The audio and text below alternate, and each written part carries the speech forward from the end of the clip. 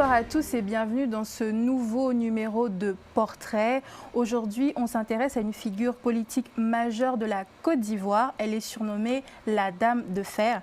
Il s'agit de Madame Simone Gbagbo, ex-première dame de la Côte d'Ivoire. Et pour parler de cette grande dame, j'ai le plaisir d'accueillir sur ce plateau Monsieur Jean-Paul Oro. Bonsoir Monsieur Oro et merci d'être avec nous. Bonsoir Keren, merci de m'avoir invité. Dites-moi, lorsqu'on évoque le nom de Simone Gbagbo, qu'est-ce qui vous vient à l'esprit? Il me vient à l'esprit une femme résiliente, une femme qui sait se battre pour ses idées et qui, pour elle, une femme dans le combat politique n'est pas seulement celle qui doit jouer le second rôle. Elle aime jouer les premiers rôles, elle veut jouer les premiers rôles et je pense que au fond d'elle, elle se donne un destin national et elle espère pouvoir le réaliser un jour. Bien sûr. Elle occupe une place importante au sommet de l'État dans les années 2000 lorsque Laurent Gbagbo devient président de la Côte d'Ivoire. Mais bien avant cela, qui est-elle? Quel est son parcours? Et surtout, a-t-elle attendu de s'appeler Gbagbo pour s'engager en politique? Justement, non. Elle s'est construite, elle rencontre son ex-époux, si je peux me permettre l'expression, elle rencontre son ex-époux dans son combat politique, dans son parcours pour que ses idées, ses convictions soient assumées et se réalisent en Côte d'Ivoire. Et c'est dans la clandestinité et dans le combat syndical qu'elle rencontre Laurent Gbagbo. Donc c'est une femme qui... Son combat n'est pas lié à sa rencontre avec le président Laurent Gbagbo. Sa rencontre avec le président Laurent Gbagbo, certainement, est un élément déclencheur de ce qui va arriver peut-être plus tard dans leur existence. Mais je ne pense pas que ce soit lié forcément à Laurent Gbagbo. Parce que depuis elle-même, le collège, le lycée, elle a déjà commencé le combat syndical. Et à l'université, pareil. Et c'est dans les rencontres, dans les réunions politiques qui étaient à l'époque clandestines, qui se sont rencontrés. Et certainement, elle a compris que son union avec Laurent Gbagbo allait augurer de quelque chose de bon. C'est donc en 1989 qu'elle devient Madame Gbagbo et de ce mariage naîtront 2 filles. Mais peut-on dire qu'entre Simone Gbagbo et Laurent Gbagbo, c'est bien plus qu'une histoire d'amour, c'est une vraie union politique justement, comme vous étiez en train de le dire? Oui, ce n'est pas seulement une histoire d'amour. Hein. Pour ce que je sais, ce que j'ai pu lire, Simone Gbagbo, d'abord dans la clandestinité, quand elle rencontre l'homme Laurent Gbagbo, l'historien-chercheur, dans le combat syndical, comme je disais tantôt, dans les réunions clandestines, elle est admirative d'un homme lié à son combat, lié à sa détermination pour que les questions liées aux libertés individuelles et collectives arrivent à éclore en Côte d'Ivoire. Et ça, c'est ce qu'elle a admiré d'abord chez cet homme. Simone Gbagbo, avant d'être amoureuse de Simone Gbagbo, était une admiratrice de Laurent Gbagbo. Et comme ça débutera une belle histoire d'amour mêlée de ces différents épisodes, quelquefois difficiles et aussi heureux d'un parcours politique. C'est donc en 2000 que le couple accède au pouvoir, mais juste après, en 2002, il y aura une crise qui va éclater. Et justement, quel rôle va-t-elle jouer dans cette crise en 2002? Simone Gbagbo, quand Laurent Gbagbo arrive au pouvoir, souvenez-vous de cette image où elle tombe dans les bras de Laurent Gbagbo lors de sa cérémonie d'investiture où Laurent Gbagbo prête serment en 2000. Elle s'effondre en larmes dans les bras de son mari. Et ce moment essentiel, certaines personnes auraient lu ça comme des larmes de joie. En réalité, ce n'était pas des larmes de joie, c'était des larmes de soulagement. C'était un ouf de soulagement. Enfin, nous y sommes. Nous y sommes arrivés au fait qu'aujourd'hui, nos idées, nos convictions, nous allons montrer à la Côte d'Ivoire, au reste du monde, comment diriger autrement un pays. Voilà un peu, c'était des larmes de soulagement et fier d'avoir participé au parcours d'un homme, Laurent Gbagbo, qui depuis sa jeunesse, son adolescence, avait ses idées, il a été convaincu qu'un jour il arriverait à la tête de la Côte d'Ivoire pour y implémenter, je dirais, ses idées, sa façon de voir du gouvernement, parce qu'on sortait du parti unique à l'époque. Madame Simone Gbagbo est une femme très appréciée en Côte d'Ivoire. Elle a été, pendant qu'elle était première dame, elle était surnommée maman. Et pour certains, elle était surnommée aussi la dame de fer à cause voilà, de sa poigne. Elle représentait ce côté assez dur du pouvoir. Mais elle était également surnommée la dame de sang. Pourquoi ce surnom selon vous ? Oh, justement, parce que dans ce pays, il y a eu pendant une certaine période beaucoup de légendes qui se sont écrites sur cette femme qui était, on pourra dire, je ne dirais pas le binôme à mon sens, mais une sorte de béquille pour le président Laurent Gbagbo dans son parcours politique. Il faudra reconnaître, oui, elle aurait pu faire comme toutes les autres premières dames, hein, épouses des chefs d'État. On crée une ONG et puis on plante quelques chrysanthèmes, on organise quelques festivités au palais présidentiel. Non, elle est sortie de cela.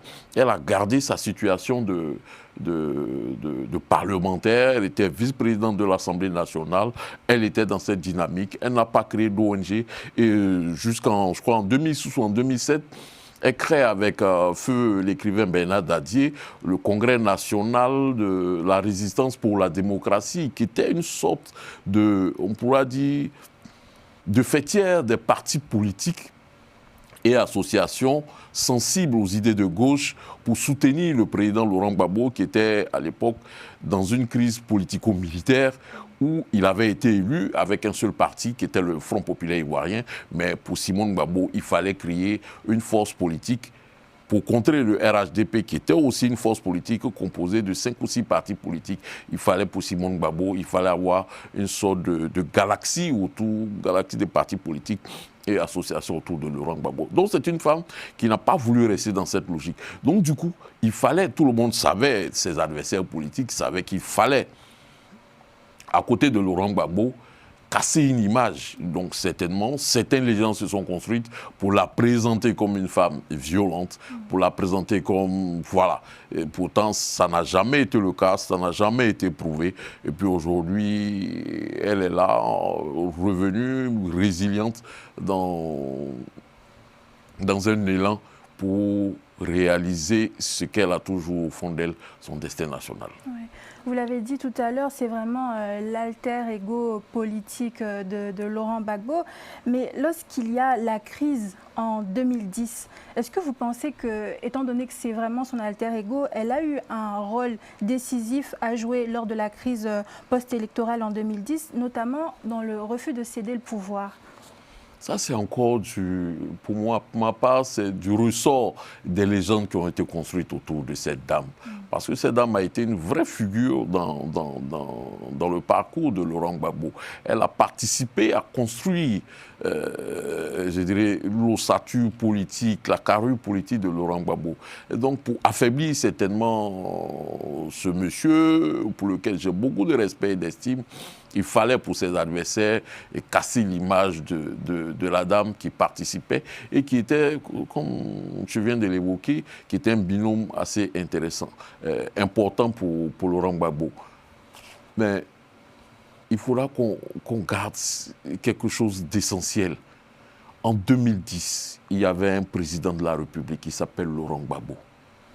Les décisions qu'il prenait, il en était le seul maître. On ne peut pas dire que Laurent Gbagbo était sous pression de Simone Gbagbo pour prendre les décisions. Sous pression, mais influencé par son épouse. Moi, ça fait partie des légendes. Je ne vois pas... Vous savez, pour le peu de choses que c'est du président Laurent Gbagbo, dit qu'il est influencé par Simone. En Côte d'Ivoire, chez nous, on dit quelqu'un que sa femme commande là. Il ne peut pas avoir la vie que Laurent Gbagbo avait. Tout le monde savait que Laurent Gbagbo était un homme libre, qui disait les choses comme il le pensait, était responsable de ce qu'il disait. Chez nous, en Côte d'Ivoire, nous avons eu à la tête de notre pays des chefs. Félix Houphouët-Boigny était un chef. Henri Konan Bédié, père à son âme, était un chef. Guy Robert, un tant soit peu, était un chef. Laurent Gbagbo était un chef.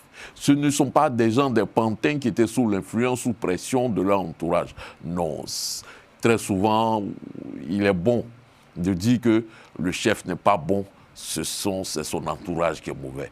Donc, Simon Gbagbo, naturellement, c'est qui prend les coups pour éviter de donner les coups à Laurent Gbagbo. D'accord, mais toujours en cette période 2010, donc crise post-électorale, Madame Simone Gbagbo est une fervente chrétienne.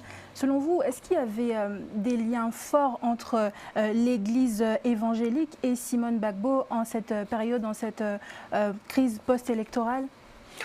Ça, c'est sa vie privée, c'est sa part de vie privée personnelle, mais qu'elle n'a jamais voulu mettre sur la place publique au sens où ça influence ses choix politiques ou ses décisions publiques. Donc, Simone Gbagbo ne l'a jamais fait. Je pourrais dire, son élan religieux vient après la séquence d'un accident de la circulation qu'elle a eu avec son ex-époux, Laurent Gbagbo, en 1995. Il venait d'une mission à l'intérieur du pays et leur véhicule s'est retrouvé dans un ravin de justesse. Ils ont échappé à la mort et certainement, elle a estimé qu'elle a été sauvée par Dieu et qu'il fallait qu'elle rende gloire ou bien qu'elle rende grâce à Dieu.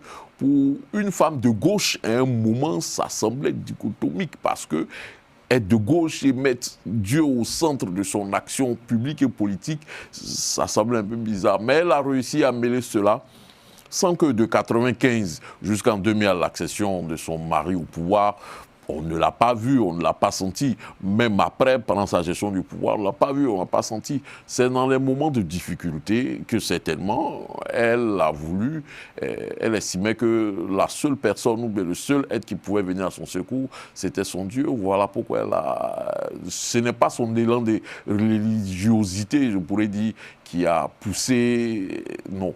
Pour elle, c'était son secours naturel qu'elle pouvait appeler, donc elle a appelé. Mais il y avait quand même un côté messianique à cette résistance du couple Gbagbo, parce que Madame Simone Gbagbo n'arrêtait pas de dire ce pouvoir, c'est Dieu qui nous l'a donné. Donc il y avait quand même, la religion impactait quand même cette résistance, non? Quand vous imaginez, quand vous voyez les conditions dans lesquelles Laurent Gbagbo arrive au pouvoir, la Côte d'Ivoire, qui est, quoi qu'on puisse dire, l'ancienne colonie phare de la France. Quand Laurent Gbagbo arrive au pouvoir, ceux qui dirigent la France ne l'avaient pas prévu, ils ne sont pas d'accord avec. Laurent Gbagbo en est conscient, Simone également. Donc ce couple-là sait qu'ils sont arrivés au pouvoir dans des conditions difficiles, autour de personne n'est content. Du coup, elle estime que c'est Dieu qui les a aidés à être là. Et s'ils ont pu tenir pendant 10 ans, elle estime encore que c'est Dieu qui les a aidés à tenir. Voilà pourquoi elle dit, parce que tout le monde est contre sur le pouvoir de Laurent Gbagbo.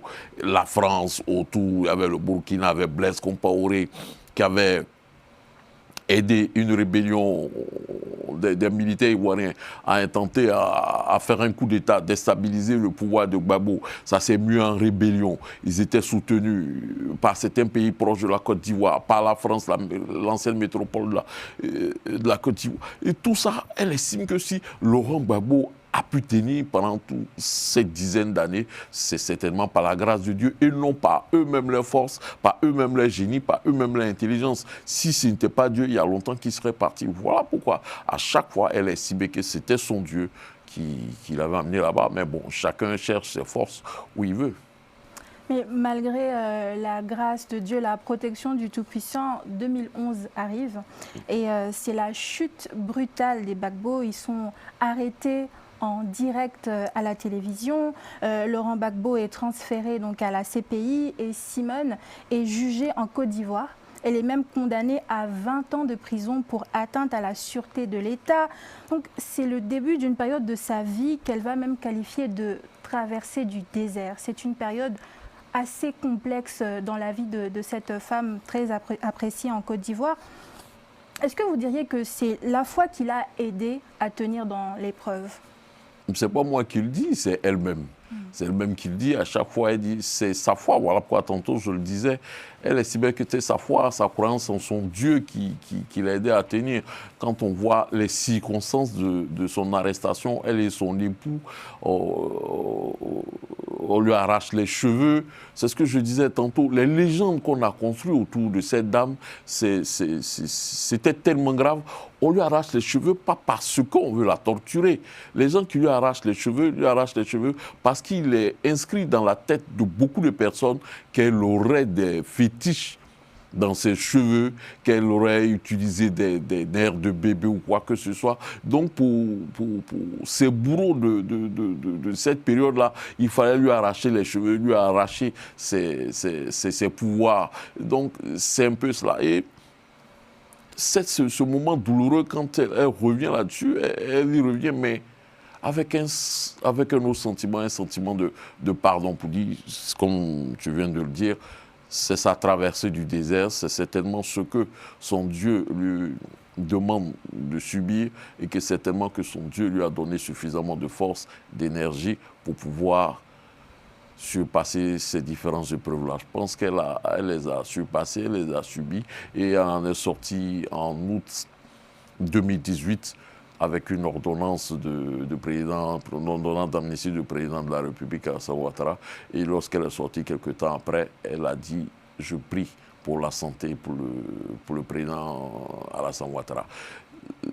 C'est la marque d'une femme qui, au-delà de sa souffrance, au-delà de l'épreuve qu'elle a subie et qu'elle subit encore, elle a accepté, je dirais, ce qu'elle a subi. Elle a accepté les épreuves qu'elle a subies.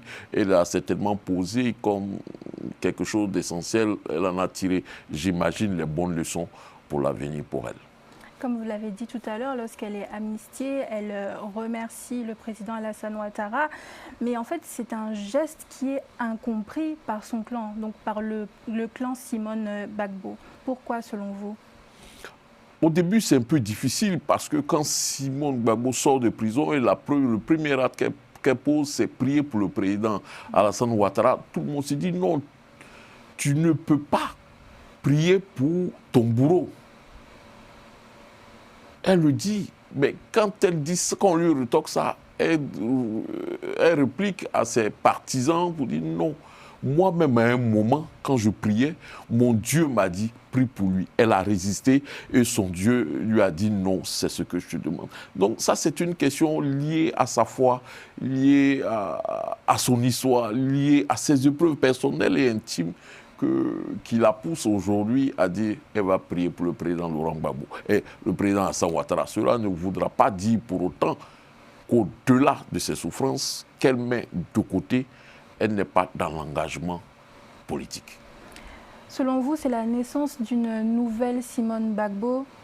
Ce n'est plus la dame de fer ou la dame très dure qu'on a connue juste avant son emprisonnement. C'est une nouvelle Simone Gbagbo qui est devant le public? Non, nécessairement. Hein. Vous savez, les épreuves nous transforment. Quand on passe par le feu, on ne sort plus. Quand on est passé par le feu, on ne sort plus pareil.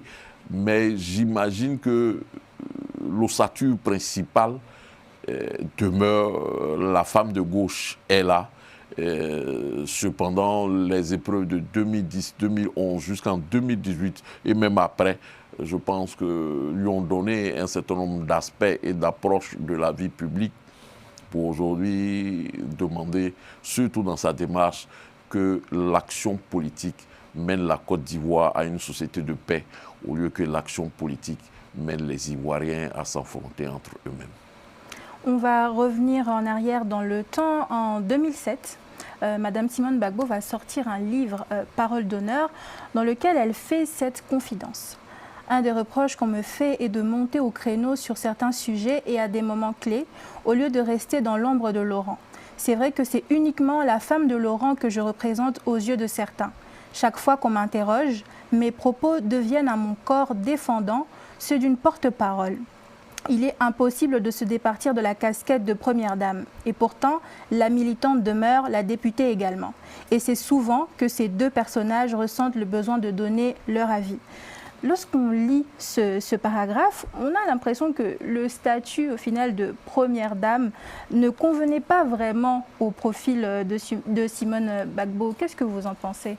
Non, ce n'est pas question que ça ne lui convenait pas. C'est justement parce qu'elle voulait éviter ce type d'amalgame que lorsque Laurent Gbagbo est élu président, elle s'éloigne de l'exécutif ivoirien. Elle aurait pu faire comme les autres, première dame de Côte d'Ivoire ou d'ailleurs dans le monde, mais elle fait le choix de s'éloigner et de rester dans sa position de parlementaire et aussi de politique. Voilà pourquoi elle crée le CR, participe avec, je le disais tantôt, avec Feu Bernard Dadier, un écrivain de renom en Côte d'Ivoire. Elle crée le CNRD, le Congrès national pour la résistance, pour la démocratie. Elle crée ça et elle s'engage dans l'action politique. Pour ne pas qu'on la voit comme, je le disais tantôt, mais c'était un peu malheureux, comme aujourd'hui, certaines personnes lui reprochent même de porter le nom Gbagbo, parce qu'au fond d'elle, elle estime que son combat politique, le nom Gbagbo, d'une certaine façon, cette marque déposée politique, elle a contribué à construire cette marque Gbagbo. Bon, je ne sais pas, elle va au Cameroun, quand on dit Simone Yves arrive, personne ne sait de qui il s'agit. Donc, dit Simone Gbagbo, pour elle, c'est la reconnaître et reconnaître la femme politique, pas forcément l'épouse, mais la femme politique. Donc, c'est dans cette démarche que elle est en train de dire aux gens qu'elle n'est pas il pourrait dire, comme on dit en Côte d'Ivoire, à Abidjan, elle n'est pas le répondeur automatique de Laurent Gbagbo. Elle a ses idées, elle a ses convictions, et très souvent, elle a envie de parler en son nom. Vous avez parlé tout à l'heure du fait qu'elle ait gardé le nom Gbagbo qui finalement est une marque politique. Est-ce que selon vous c'est un moyen aussi de survie? Est-ce qu'au final elle ne s'accroche pas à ce nom pour survivre politiquement parlant? On le lui reproche. Certains de ses proches disent qu'elle peut porter elle peut se séparer de ce nom. Elle ne le revendique pas au sens dont je veux le porter de façon, je dirais, énergique, mais c'est de façon naturelle que, comme je disais tantôt, les gens l'appellent ainsi, parce que ce nom, on l'a toujours connu ainsi. C'est avec ce nom qu'elle a gagné ses combats politiques. C'est avec ce nom qu'elle et son mari ont affronté Félix Houphouët-Boigny.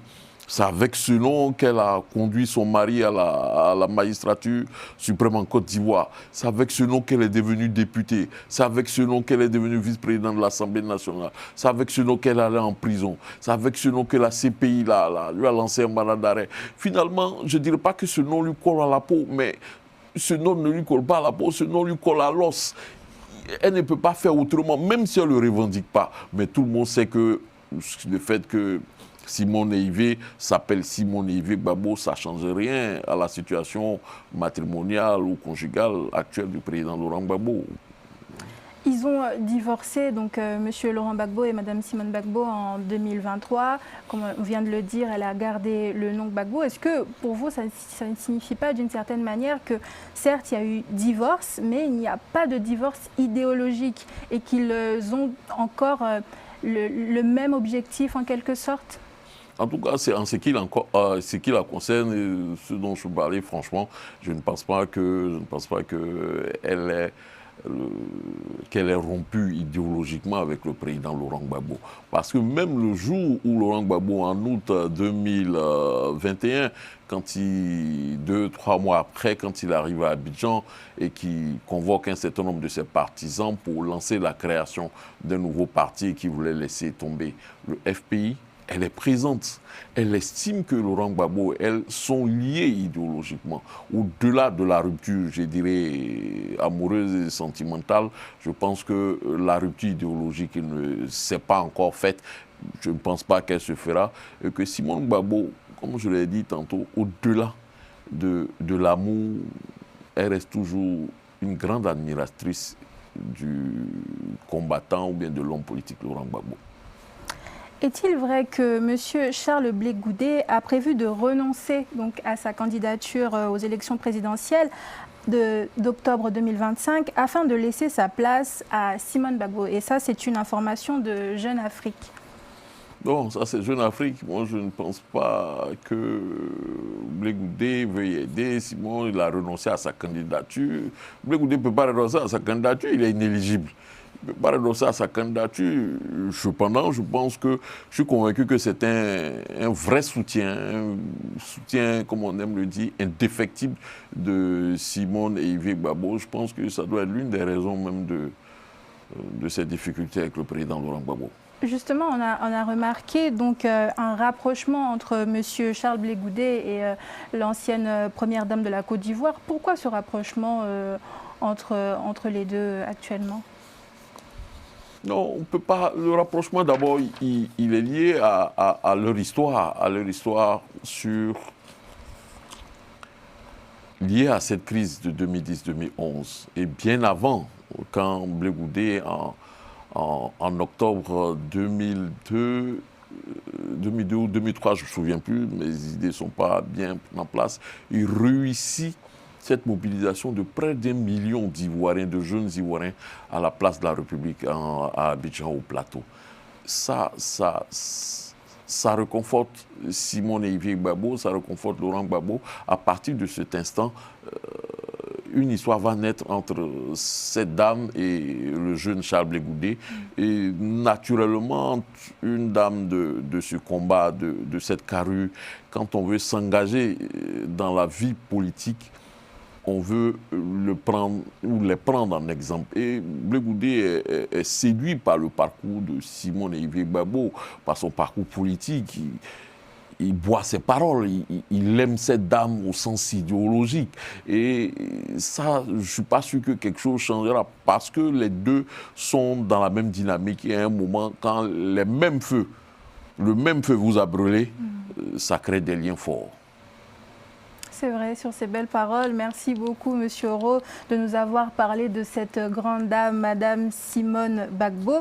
Et vous pouvez retrouver ce programme sur notre chaîne YouTube et sur nos réseaux sociaux. Portez-vous bien et à demain pour un nouveau portrait.